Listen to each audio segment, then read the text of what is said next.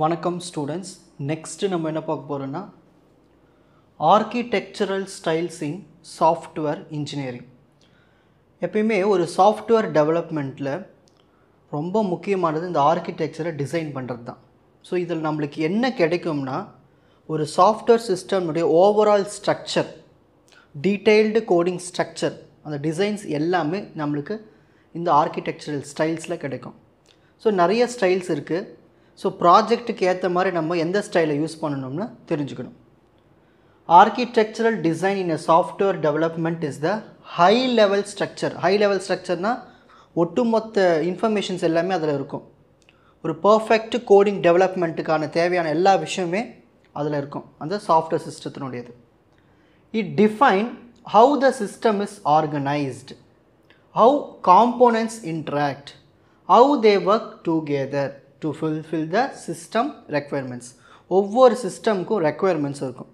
அதை ஃபுல்ஃபில் பண்ணுறதுக்கு நம்ம இந்த சிஸ்டம் ஓகேங்களா, அது எப்படி ஆர்கனைஸ் ஆகிருக்கு காம்போனன்ட்ஸ்லாம் ஓகேங்களா, அந்த காம்போனன்ட்ஸ்லாம் ஒவ்வொன்றுத்துக்கும் எப்படி இன்ட்ராக்ட் வச்சுக்குது, கரெக்டாக ஒர்க் ஆகுதா ஓகேங்களா, இது எல்லாமே நம்ம இதில் தெரிஞ்சுப்போம். ஸோ இந்த ஆர்கிடெக்சரல் டிசைன் தான் ஒரு பிரிட்ஜாக இருக்கும். எதுக்குன்னா ரெண்டு ஸ்டேஜுக்கு இடையில். அதாவது ஃபஸ்ட்டு நம்ம என்ன பண்ணுவோம், ரெக்குயர்மெண்ட்டை அனலைஸ் பண்ணுவோம். அடுத்தது அதுக்கப்புறமா தான் என்ன வரும்னா நம்மளுக்கு ஆர்கிடெக்சரல் டிசைன் வரும். அந்த பக்கமாக என்ன இருக்குன்னா டிசைன் அண்ட் டெவலப்மெண்ட். ஸோ அந்த டிசைனுக்கும் ரெக்குயர்மெண்ட் அனலைசிஸ்க்கும் இடையில் ஒரு பிரிட்ஜாக இருக்கிறது தான் இந்த ஆர்கிடெக்சரல் டிசைன். ஸோ ஒரு ஆர்கிடெக்சரல் டிசைனை வச்சு தான் நம்ம இன்னும் ஈஸியாக அந்த இம்ப்ளிமெண்டேஷனை கொண்டு போக முடியும்.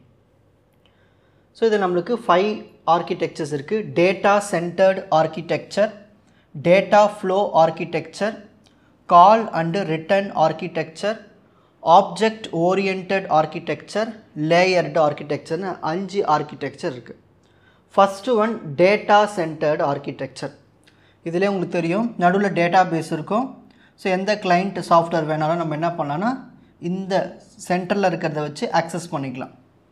ஸோ இங்கே சுற்றி ஃபுல்லாக கிளைண்ட் சாஃப்ட்வேர் இருக்கும். இடையில் ஒரு டேட்டா பேஸ், அதாவது டேட்டா ஸ்டோர் ஒரு ரெப்போசிட்டரி சொல்லலாம், இதுக்குள்ளே இருக்கும். தேவைக்கு ஏற்ப எதெல்லாம் வேணுமோ ஆக்சஸ் பண்ணிக்கலாம் ஓகேங்களா. சரி, இதோட எக்ஸ்ப்ளனேஷன் பார்க்கலாம். Data centred architecture is a software architectural style. இதில் நம்ம என்ன பண்ணுவோம், டேட்டா எல்லாமே சென்ட்ரல் ஃபோக்கஸில் இருக்கும். ஸோ டேட்டா சென்ட்ரலில் இருக்கும். அதுதான் shared data base. A shared central data store is used. All system components communicate indirectly by reading from and writing to it data store. So நிறைய கிளைண்ட் இருந்தாங்க இல்லையா ஓகேங்களா, அந்த ஒவ்வொரு கிளைண்ட் என்ன பண்ணுவாங்கன்னா டேட்டா பேஸில் ஆக்சஸ் பண்ணிக்கலாம், என்ன வேணும் ரீட் பண்ணலாம், ரைட் பண்ணிக்கலாம். ஸோ ஒரு நார்மலாக ஒரு டெவலப்பர்ஸ் என்ன பண்ணுவாங்கன்னா ரைட் பண்ணுவாங்க modules, login page, church, report, generation, இது எல்லாமே பண்ணுவாங்களே. இதெல்லாம் எங்கே ஸ்டோர் பண்ணியிருப்பாங்கன்னா இந்த சென்ட்ரல் டேட்டா பேஸில் ஸ்டோர் பண்ணி வச்சுருவாங்க. தேவைக்கு ஏற்ப அதை ஆக்சஸ் பண்ணிப்பாங்க, ஷேரும் பண்ணிக்கலாம். All modules share access to the central data base. So அதுலேருந்து நம்ம எடுத்துக்கலாம். ஸோ டீம் மெம்பர்ஸ் எல்லாம் இருப்பாங்க, அவங்களுக்கு தேவைக்கு ஏற்ப அந்த சென்ட்ரல் டேட்டா பேஸை ஆக்சஸ் பண்ணிப்பாங்க. When one module update data others can read it from the same source. So யாராவது ஒரு கிளைண்ட் அந்த டேட்டா பேஸில் ஸ்டோர் பண்ணுறாங்கன்னா அது எல்லாருக்குமே ஆக்சஸ் பண்ணுற அந்த இது இருக்கும் ஓகேங்களா, ஆக்சஸ் இருக்கும். நெக்ஸ்ட்டு பார்க்க போகிறது டேட்டா ஃப்ளோ ஆர்கிடெக்சர். இதில் பாருங்கள், பம்ப், ஃபில்டர், சிங்க், அதாவது இது ஸ்டார்டிங் ஸ்டேஜு, இது எண்டிங் ஸ்டேஜ் ஓகேங்களா. ஸோ இந்த மாதிரி நிறைய ஃபில்டர்ஸ் இருக்கும், தனித்தனி ஃபில்டர்ஸாக இருக்கும். அப்புறம் அதுக்கான கனெக்ஷன்ஸ் தான் பைப் ஓகேங்களா. இந்த ஃபில்ட்ரு இந்த ஃபில்டரோட கனெக்ட் ஆகிருக்கும், அதுக்கு ஒரு பைப் பயன்படுத்தியிருப்போம். இந்த ஃபில்டரும் ஜாயின் ஆகிருக்கீங்களா, அதுக்கு ஒரு பைப்பு. ஸோ இந்த மாதிரி ஃபில்டர்ஸ் அண்ட் பைப்பை யூஸ் பண்ணி வரைகிற ஆர்கிடெக்சர் தான் டேட்டா ஃப்ளோ ஆர்கிடெக்சர். இதில் நார்மலாக நம்ம என்ன பண்ணோம்னா ஒவ்வொரு ஃபில்டருமே ஒவ்வொன்றுத்துக்கும் டிபெண்ட் பண்ணியிருக்காது, இண்டிபெண்ட்டாக இருக்கும். அந்த ஃபில்டருக்குன்னு ஒரு வேலை இருக்கும் ஓகேங்களா, அதுக்குள்ளே ஒரு டாஸ்க் கொடுத்துருப்பாங்க. ஸோ அந்த டாஸ்க்கை மட்டும் நம்ம செப்பரேட்டாக ஃபினிஷ் பண்ணிக்கலாம். ஏதாவது ஒன்றுத்தில் பிரச்சனை வந்துச்சுன்னா நம்ம அதை மட்டும் போய் சேஞ்ச் பண்ணிட்டு வந்தாலும் மற்றதுக்கு எதுவும் பாதிப்பு இருக்காது. அதான் இந்த பெஸ்ட் ஆர்கிடெக்சர். இது data flow architecture is a software design pattern where the system is organise a series of processing element. அதான் ஃபில்டர் சொன்னோம் இல்லையா, அப்படியே ஆர்டராக கனெக்ஷனில் இருக்கும். By a flow of data between them. So அதில் தான் நம்மளுக்கு டேட்டா ஃப்ளோ இருக்கும். ஸோ ஒவ்வொரு ஃபில்டர்லேயும் ஒவ்வொரு டாஸ்க் இருக்கும் ஓகேங்களா. Each component perform A specific transformation on data and bosses it to the next component. இப்போ மொதல் ஃபில்டரில் ஒரு டேட்டா உள்ளே போகுதுன்னா அது மாறி அடுத்த ஃபில்டருக்கு போகும். ஸோ ஒவ்வொரு ஃபில்டர்லையும் அந்த டேட்டா உள்ளே போகும்போது அதோட வேலையை முடிச்சுட்டு வெளியில் வரும்போது மாறிட்டு வரும். ஓகேங்களா? ஸோ இதுக்கு பேர் தான் நம்ம பைப் அண்ட் ஃபில்டர் ஆர்கிடெக்சர்னு சொல்லுவோம். ஸோ ஒவ்வொரு ஃபில்டருக்குமே இண்டிபெண்ட் மாடியூல்னு இருக்கும். ஸோ நம்ம தேவைக்கேற்ப ஒவ்வொரு மாடியூலுக்குமே இன்புட்டு அவுட்புட்லாம் கொடுத்துருப்போம். ஓகேங்களா? ஸோ ஒவ்வொரு மாடியூல்ஸுமே தனியாக டெஸ்ட் பண்ணிக்கலாம், ரீப்ளேஸ் பண்ணலாம். ஏதாவது ஒரு ஃபில்ட்ரு பிரச்சனை வந்துச்சுன்னா அதை அப்படியே தூக்கிட்டு நம்ம அந்த வேறு ஃபில்டர் அங்கே வச்சுக்கலாம். அப்புறம் ஈஸியாக அப்டேட் பண்ணலாம், மற்ற ஃபில்டருக்கு எதுவும் பாதிப்பு இல்லாமல். இதுதான் அதுக்கான explanation. Next, call and return architecture. அதாவது இது வந்து சப்டிவிஷன்ஸ் மாதிரி, தேவைக்கேற்ப கூப்பிட்டு வெயிட் பண்ணி ரிட்டர்ன் ஆகிடும். ஓகேங்களா? அதுதான். ஸோ ஃபஸ்ட்டு மெயின் ப்ரோக்ராம் இங்கே இருக்கும். அதுக்கு உள்ளே நம்ம வந்தோம்னா கண்ட்ரோலர் சப் ப்ரோக்ராம்ஸ் இருக்கும். சப் ப்ரோக்ராம்லேருந்து அப்ளிகேஷன் ப்ரோக்ராம்ஸ் இருக்கும். ஓகேங்களா? ஸோ நம்ம ஏதாவது ஒரு கால் பண்ணுறோம்னா ஸோ அந்த ஃப்ளோ போயிட்டு திரும்ப நம்மளுக்கு ரிட்டர்ன் ஆகும். சரி, உங்களுக்கு எக்ஸாம்பிளில் புரிய வைக்கிறேன் பாருங்கள். இப்போது ஒரு டெவலப்பர் என்ன பண்ணுறாருன்னா ஒரு பெரிய ப்ரோக்ராமை தனித்தனியாக பிரிச்சுறாரு. ஃபங்க்ஷன்ஸு, ப்ரொசீஜர்ஸு, மாடியூல்ஸை வச்சு பிரிச்சிடுறாரு. ஃபங்க்ஷன் என்ன பண்ணும்? ஒவ்வொரு டாஸ்க்கை ஹேண்டில் பண்ணும். அந்த ஃபங்க்ஷன் என்ன பண்ணோம்னா நம்ம எப்படி ஃபங்க்ஷனை கூப்பிடுவோம்? ஒரு நேம் வச்சு கூப்பிடுவோம். கூப்பிட்டா அது வரும், வந்து அதோட வேலையை முடிச்சுட்டு திரும்ப ரிட்டர்ன் ஆகிடும். ஸோ இதே மாதிரி தான் இங்கேயும். ஓகேங்களா? Call and return architecture is a traditional and widely used software architectural style where control flows through the hierarchy of function or procedure calls. So ஏதாவது நிறைய ஃபங்க்ஷன்ஸ் இருக்கும், அதில் தேவைக்கேற்ப எந்த ஃபங்க்ஷன் வேணுமோ கூப்பிட்டுக்கலாம். ஓகேங்களா? One component main program. So ஒரே ஒரு மெயின் ப்ரோக்ராம் இருக்கும், அதுலேருந்து தான் நம்ம நிறைய ஃபங்க்ஷன்ஸை யூஸ் பண்ணுவோம். ஓகேங்களா?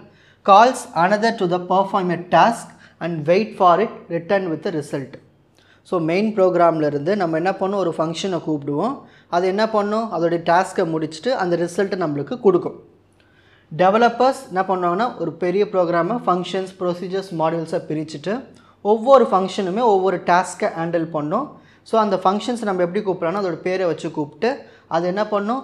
அதோட வேலையை முடிச்சு நம்மளுக்கு ரிசல்ட்டை கொடுக்கும். ஓகேங்களா? இதுதான் கால் and return architecture. Next, object oriented architecture.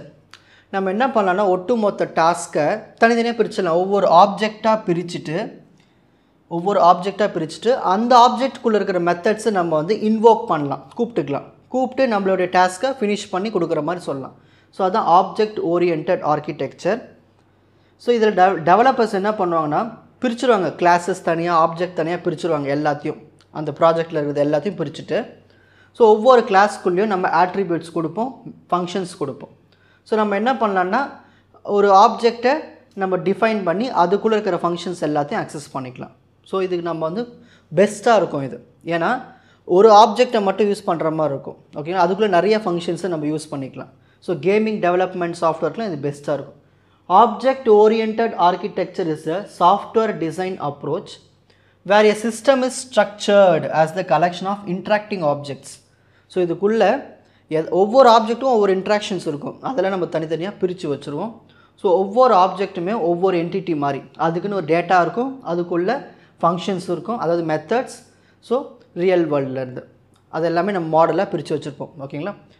இது என்ன பண்ணுன்னா ஆப்ஜெக்ட் ஓரியன்டட் ப்ரோக்ராமிங் பேராடிகமை ஃபாலோ பண்ணும். நிறையா இருக்குது இல்லையா? Class, objects, inheritance, polymorphism, abstraction, function overloading. So இந்த மாதிரி நிறைய கான்செப்ட்ஸ் எல்லாத்தையும் இதுக்குள்ளே யூஸ் பண்ணிக்கும். ஸோ டெவலப்பர்ஸ் என்ன பண்ணுவாங்கன்னா ரியல் வேர்ல்டில் இருக்கிற ஆப்ஜெக்ட்ஸை நம்ம வந்து கிளாஸஸ், ஆப்ஜெக்ட்ஸாக பிரிச்சுட்டு அதுக்குள்ளே நம்ம தேவையான ஆட்ரிபியூட்ஸு, ஃபங்க்ஷன்ஸ்லாம் கொடுத்துட்டு ஸோ தேவைக்கேற்ப அந்த ஆப்ஜெக்டை நம்ம அக்சஸ் பண்ணி அதுக்குள்ளே இருக்கிற ஃபங்க்ஷன்ஸ் எல்லாம் அக்சஸ் பண்ணி நமக்கு அதோட டாஸ்க்கெல்லாம் ஃபினிஷ் பண்ணி நம்மளுக்கு ரிசல்ட்டை கொடுக்கறது தான் இந்த architecture, best architecture. Next, fifth architecture layered architecture. இதில் பாருங்கள் உங்களுக்கு லேயராக இருக்கும். கோர் லேயர் அதான் உள்ளே இருக்கிறது, அதுக்கு மேலே யூட்டிலிட்டி, அப்புறம் அப்ளிகேஷன், அப்புறம் யூசர் இன்டர்ஃபேஸ். இது எப்படின்னா இந்த லேயர் வந்து இதை யூஸ் பண்ணணும், இந்த லேயர் இதை யூஸ் பண்ணணும், இந்த லேயர் இதை யூஸ் பண்ணணும். ஸோ இதுதான் மெயினாக இருக்கும் கோர் லேயர். ஓகேங்களா? ஸோ இந்த கோர் லேயர் எல்லாத்துக்குமே யூஸாக இருக்கும். ஸோ இதுமாதிரி லேயராக பிரித்து வச்சுருப்போம். ஸோ இந்த லேயர் ஆர்கிடெக்சர் நம்ம என்ன பண்ணோம்னா ஒவ்வொரு லேயருமே இண்டிபெண்ட்டாக இருக்கும், டிபெண்ட் பண்ணி இருக்காது. ஓகேங்களா? ஃப்ரண்ட் எண்டில் அப்புறம் பேக் எண்ட்லேயும் சரி. A request to flow downward from the user interface to the database and response return upward. Promote the separation of roles in teams. இங்கே பாருங்கள், ஃபஸ்ட்டு இங்கே போகும் ரெக்வஸ்ட், இங்கே தான் டேட்டாபேஸ் இருக்கும். ஸோ நம்மளுக்கு இங்கே தான் UI layer, application, utility layer. இப்போ இங்கேருந்து நான் கேட்குறேன்னா இது உள்ளே போயிட்டு இங்கேருந்து என்ன தேவையோ அதை எடுத்துகிட்டு நம்ம இங்கே வந்து நிற்கும். ஸோ இந்த மாதிரி ஃபஸ்ட்டு டவுன்வேர்டில் போகும் ரெக்வஸ்ட்டுக்கு, அப்புறம் அப்வேர்டில் ரெஸ்பான்ஸ் வரும். ஸோ டெவலப்பர்ஸ் என்ன பண்ணுறாங்க, ஒவ்வொரு லேயரும் இண்டிபெண்ட்டாக ஒர்க் பண்ணுவாங்க. ஓகேங்களா, எதுவும் டிபெண்ட்டாக இருக்காது. ஸோ நம்ம ரெக்வஸ்ட் வந்து டவுன்வேர்டில் போகும், UI அதாவது யூசர் இன்டர்ஃபேஸ்லேருந்து டவுன்வேர்ட் டேட்டாபேஸ் வரைக்கும் போகும், கோர் லேயருக்கு போயிட்டு ஸோ அதோடய வேல்யூ முடிச்சுட்டு நம்மளுக்கு ரிட்டர்ன் பண்ணும். சரி, ஒவ்வொரு ரோல்ஸுமே இருக்குது டீமில், அது எல்லாமே நம்ம டிஃபைன் பண்ணணும். யார் டெவலப்பர்ஸ், யார் பேக்எண்டில் டெவலப் பண்ணுறாங்க, டேட்டாபேஸோட அட்மின் யார், இது எல்லாமே நம்ம இந்த இடத்துல கொடுப்போம். ஸோ லேயர்டு ஆர்கிடெக்சருக்கு இன்னொரு பேர் என்னது, என்டையர் ஆர்கிடெக்சர். இந்த மாதிரி நம்மளுக்கு 4 தான் இருக்கணும்னு அவசியம் இல்லை. 1 2 3 4 மல்டிபிள் லேயர்ஸ் இருக்கலாம். ஓகேங்களா, n லேயர்ஸ் இருக்கலாம். So it organises the system into logical layers. ஒவ்வொன்றுத்துக்கும் ஒரு ரெஸ்பான்சிபிலிட்டி இருக்கும். ஸோ ஒவ்வொரு லேயரும் வந்து தேவைக்கு ஏற்ப தான் இன்ட்ராக்ஷன் வச்சுக்கும். ஓகேங்களா, அப்புறம் என்ன பண்ணணும்னா நம்மளுக்கு ஈஸியாக இதில் என்ன பண்ணணும்னா சிஸ்டமை மேனேஜ் பண்ணலாம், ஸ்கேல் பண்ணிக்கிட்டே போகலாம், தேவைக்கு ஏற்ப மாடிஃபிகேஷன்ஸும் பண்ணிடலாம். இதுதான் லேயர்டு ஆர்கிடெக்சர். இப்போது screenshot time.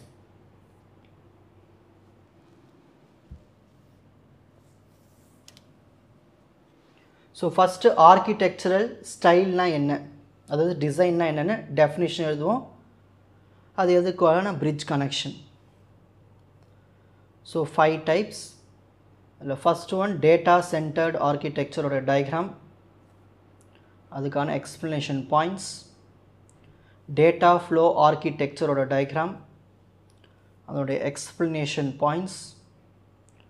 Call and return architecture, அதோட டயக்ராம், அதனுடைய எக்ஸ்ப்ளனேஷன் பாயிண்ட்ஸ்.